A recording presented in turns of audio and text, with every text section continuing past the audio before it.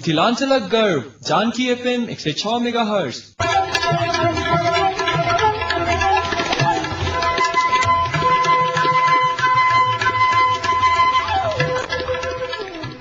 नमस्कार, Janaki FM 106 megahertz Janaki समाचार में अपने के स्वागत है। रागन से सुना जाओ समाचार।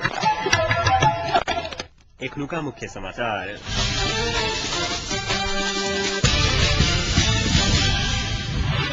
पेट्रोलियम पदार्थ में कैल गेल मूल्य विरोध के विद्यार्थी संगठन द्वारा जनकपुर सहित देशव्यापी रूप में मसाल जुलूस। कल ही नेपाल बंदक घोषणा। पाल्पा में विद्यार्थी द्वारा प्रधानमंत्री भट्टराई के कारी झंडा देखाओल गेल।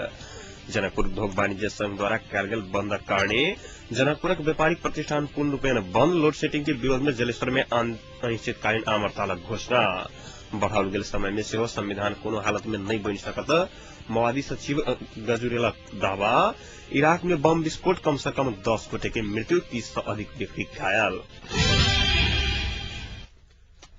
पेट्रोलियम पदार्थ में सरकारक तरफ से कैल गेल मूल्य वृद्धि के विरोध में संयुक्त विद्यार्थी संगठन जनकपुर सहित देशव्यापी रूपेण आई साँझ मसाल जुलूस प्रदर्शन कैल गेल अछि। एहि क्रम में विद्यार्थी से मूल्य वृद्धि फिर्ता करय के मांग करे जनकपुर नाराबाग कैंपस से मसाल जुलूस निकालने अछि। मूल्य वृद्धि के विरोध में नाराबाजी करैत निकलल विद्यार्थी सबक मसाल जुलूस विद्यापति चौक, राम चौक, सोनारपट्टी, जानकी चौक सहित नगर के विभिन्न भागक परिक्रमा करैत शिव चौक पर जाकर कोन सभा में सम्पन्न भेल छल। कोन सभा के संबोधित करैत विद्यार्थी नेता सब विद्यार्थी सबक जायज मांग प्रति सरकार गंभीर नहीं रहल कहैत कहुका बंद सफल करबा लेल आग्रह कयलनि अछि। एहि बीच विद्यार्थी सबक एहि आंदोलन प्रति एनपीएफ धनुषा सेहो एके वार्ता जनौलक अछि। विद्यार्थी सबक मांग पर समर्थन जनबैत एनपीएफ धनुषा सेहो काल्हि एक दिन संपूर्ण शैक्षिक संस्थान बंद कर आग्रह कयने एनपीएफ धनुषाक अध्यक्ष ब्रजेन्द्र मिश्र जानकारी देने छथि। संगहि एनपीएफ संचालन कर रहल कक्षा 10 के परीक्षा में अवरोध नहीं करबा लेल आंदोलनरत विद्यार्थी संगठन सँ मिश्र विज्ञप्ति जारी का आग्रह कयने अछि।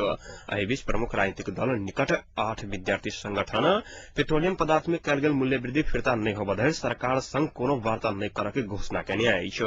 माओवादी, कांग्रेस, एमाले आ मधेशवादी दल सहित भारतीय संगठन द्वारा गठित संयुक्त आंदोलन समिति राजधानी में आई पत्रकार सम्मेलन कऽ ई घोषणा कयलक अछि।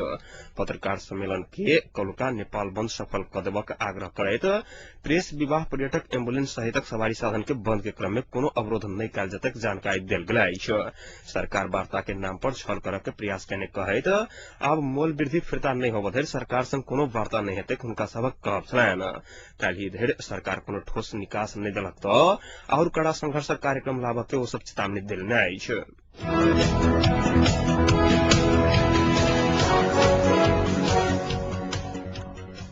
मिथिला के अलग पहचान देखाबा में मिथिला पेंटिंग सकारात्मक भूमिका निर्वाह कर रहल अछि। एकर संगे सही संवर्धन आ व्यावसायिक दृष्टिकोण से ध्यान देल जाय तऽ एहि सँ जुड़ल व्यक्ति विभिन्न प्रकार लाभान्वित भ सकैत छथि। प्रस्तुत एहि संबंध में एकटा रिपोर्ट।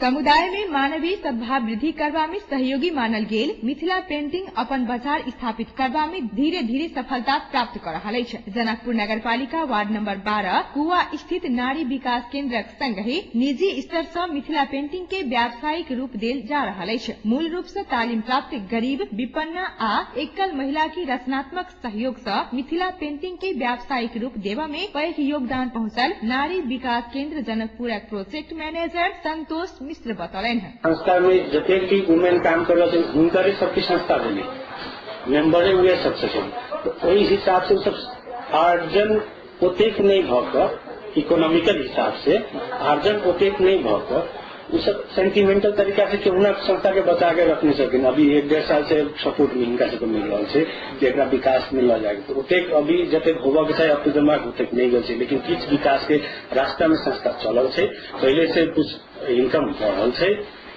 और ओकर अलावा उनका सबके इकोनॉमिकल बेनिफिट नॉमिनल है।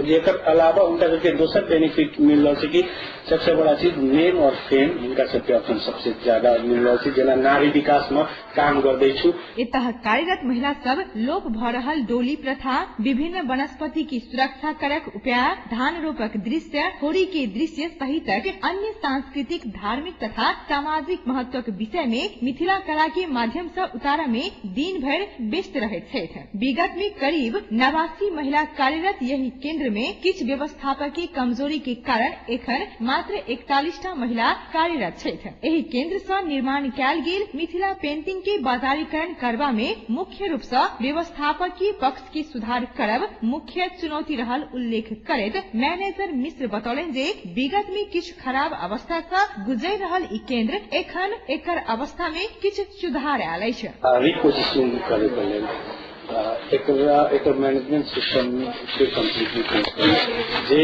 गाड़ी विकास के लोग एत छथिन ओ सब सैलरी बेस में कोई आबि गेल 1989 में जब स्टैब्लिश भेलै ओहि समय से जे आरोप लागल छै कुछ लोग सब पुरान लोग छथिन एत जे लोग सब 20 साल से काज करे छथिन उहे व्यक्ति के अखन के परिवर्तित बाजार के अनुसार उत्पादन करय के प्रेशर देबी। एखन ऑस्ट्रेलियन राजदूतावासक सहयोग पर मात्र निर्भर एहि केंद्रक विकास में सहयोग करबा लेल बेर बेर स्थानीय निकाय सबसे आग्रह केलाक बादो कोनो प्रकारक सहयोग प्राप्त नहीं भ सकल कहैत मिश्र दुख व्यक्त केलनि हैं। जिला विकास नगर पालिका के बाद स्पष्ट रूप में अपने के कहब उससे ज्यादा देख रहा छी ओहि में अब अनेक प्रयोजन से फंड अबै छै। अब होइत होइत किछु काज ओ सब करैत रहता ओकर डिटेल तो हम नहीं जाने छी लेकिन हमरा सबके ओहि हिसाब से नहीं मिलैत छै। एक दू बेर कोनो चीज में हम प्रस्तावो देने छी नहीं देने छी से बात नहीं छै। निर्णय हो नहीं अब उनका सबके क्राइटेरिया से जे चीज में महत्वपूर्ण लगे थे तो ओहिमे करैत होता हमरा सबके फैसिलिटी में ओहन में कहीं कोई भी तरीका से आस कनी रहती तो नहीं सभासद सबके तरफ से एतय से उत्पादित मिथिला पेंटिंग सबक मुख्य बाजार राजधानी काठमांडू आ विदेश अछि मिश्र बतौलनि हैं। एही ठाम से उत्पादित चित्रकला सबके सुव्यवस्थित करैत बिक्री प्रवर्धन कयल जायत एही से जनकपुर मात्र नहीं संपूर्ण मिथिला संस्कृति के विषय में देश विदेश में ख्याति प्राप्त करबा में उपलब्धि भेट सकैत अछि। तहिना गरीब विपन्न एवं एकल महिला की कलात्मक क्षमता के विकासक संगहि आय आर्जन करक एकटा नीक स्रोत के रूप में सेहो स्थापित भ सकैत अछि। एहि के लेल जरूरी छै त संपूर्ण वर्गक सहयोग। जानकी एफएमक लेल मंदाकिनी कर्ण।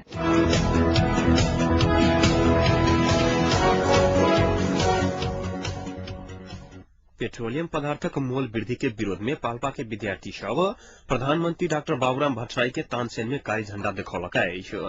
तमुवान आ मगररात राज्य समिति के नेता एवं कार्यकर्ता के प्रशिक्षण देबा लेल भट्टराई पाल्पा पहुंचल छलाह। नेवी संघ अनेरा सोब्यू आ अखिल छठम प्रधानमंत्री आ स्थानीय विकास मंत्री टोप बहादुर रायमाझी के कारी झंडा देखौलक अछि। कारी झंडा देखौलाक बाद टाइट बार का प्रयास करने विद्यार्थी ऊपर पुलिस लाठीचार्ज करने नेवी संघ पाल्पा जनौलक अछि। ऐसा पहिने मोल वृद्धि के विरोध में संयुक्त आंदोलन करय के सहमति जनाओल गेला बादो प्रधानमंत्री माओवादी अध्यक्ष प्रचंड सहितक माओवादी शीर्ष नेता सब पाल्पा औलाक बाद माओवादी निकट अखिल क्रांतिकारी संयुक्त आंदोलन से पाछू हटल। अखिल क्रांतिकारी छठम के रेशम कंडेल जानकारी देने अछि।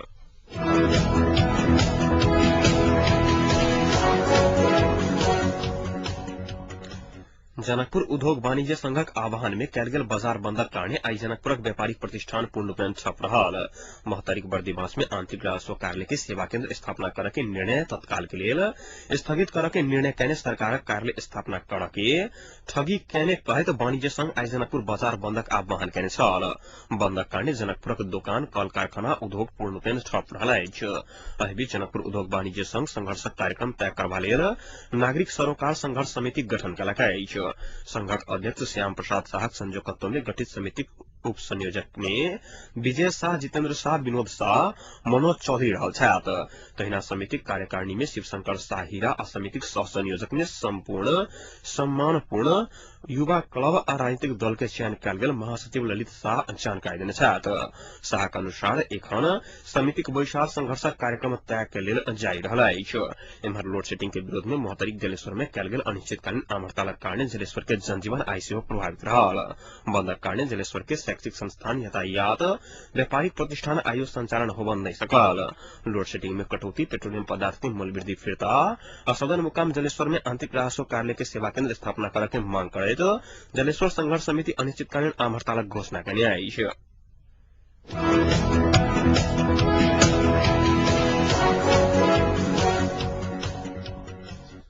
प्रधानमन्त्री डाक्टर बाबुराम भट्टराई कहलेन जे गरीब तथा राजधानी में डेरा लक पढ़ि रहल विद्यार्थी के लेल पेट्रोलियम पदार्थक मूल्य में विशेष सहूलियत देवा के सरकार तैयार रहल अछि।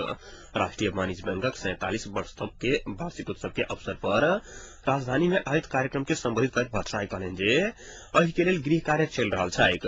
वर्तमान सरकार शांति संविधान आ सुशासन कायम करबा लेल प्रतिबद्ध अछि हुनकर कहब छलैन।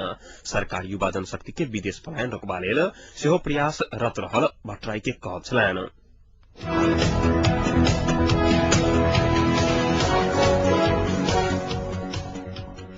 कृषि तथा सहकारी मंत्री नन्दन कुमार दत्तक सामान सहितक ब्रीफकेस जर्मनी के राजधानी बर्लिन एयरपोर्ट से चोरी भ गेल छैन। 3 दिनक अंतर्राष्ट्रीय कृषि सम्मेलन में भाग लेब जर्मनी पहुंचल कृषि मंत्री दत्तक नेपाल घुरा के क्रम में काल्हि एयरपोर्ट से सामान चोरी भेल छैन। एयरपोर्ट भीतर कॉफी पीब गेल समय में हुनकर सामान चोरी भेल मंत्री दत्त बतौलन अछि। चोरी के विषय में शिकायत कलाक बाद चोर आ सामान बरामद होब नहीं सकल आ बिना सामान के स्वदेश घुरल छथि। मंत्री दत्तक ब्रीफकेस में परिवारजन के लेल खरीद कने महंग 4टा मोबाइल 20टा कलम आ किछु कपड़ा आ 1 लाख नगद छल।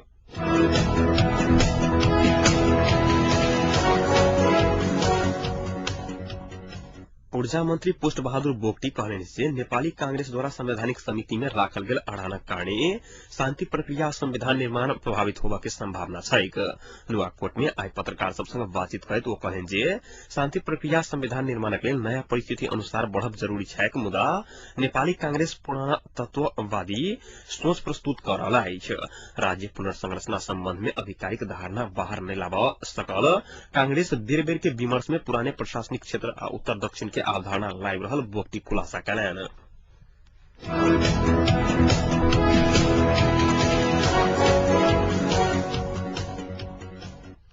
इराक में आई 2टा कार बम विस्फोट भेल जाहि में कम से कम 10 गोटे के मृत्यु भ गेल अछि त 30 से बेसी व्यक्ति घायल रहल अछि। बगदाद जिलाक सदर नामक शहर में काज के लेल पैघ संख्या में एकत्रित मजदूर सबके लक्षित क के बम विस्फोट कराओल गेल जाहि में 8 गोटे के मृत्यु भ गेल अधिकारी सब बतौने अछि। तहिना पहिल विस्फोट में किछु देरक बाद 3 किलोमीटर दूर दोसर विस्फोट भेल अछि जाहि में 2 आदमी के मृत्यु भ गेल अछि।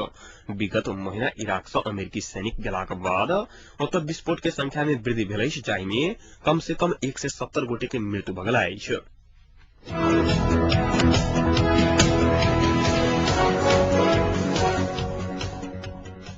आप तापक्रम एखन जनकपुरक तापक्रम 17 डिग्री सेल्सियस रहल अछि।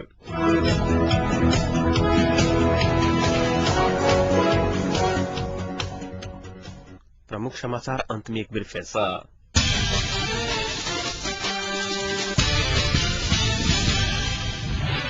पेट्रोलियम पदार्थ में कयल गेल मोल वृद्धि के विरोध में विद्यार्थी संगठन द्वारा जनकपुर सहित देशव्यापी रूप में मशाल जुलूस काल्हि नेपाल बंदक घोषणा पाल्पा में विद्यार्थी द्वारा प्रधानमंत्री भट्टराई के कारी झंडा देखाओल गेल। जनकपुर उद्योग वाणिज्य संघ द्वारा कयल गेल बंदक कारणे जनकपुरक व्यापारिक प्रतिष्ठान पूर्ण रूपेण बंद। लोड शेडिंग के विरोध में जलेश्वर में अनिश्चितकालीन आम हड़तालक घोषणा। बढ़ाओल गेल समय में सेहो संविधान कोनो हालत में नहीं बनि सकैत अछि माओवादी सचिव गजरेलाक दावा। आ इराक में बम विस्फोट कम से कम 10 गोटे के मृत्यु 30 से अधिक व्यक्ति घायल। अहिक संग एखनुका जानकी समाचार एते संपन्न होइत अछि। पुनः जानकी समाचारक संग उपस्थित रहबेटा करब ताधरि के सुनते जानकी एफएम 106 मेगाहर्ट्ज। नमस्कार।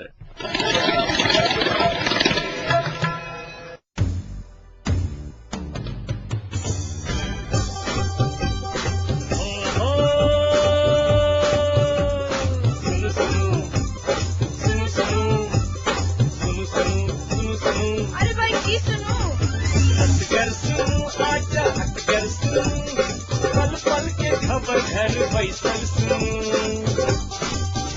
जानकी कहीं सबकी मंगमा की कपल बात ऐसा सुनो जानकी कहीं सबकी मंगमा की कपल बात ऐसा सुनो सुनो सुनो।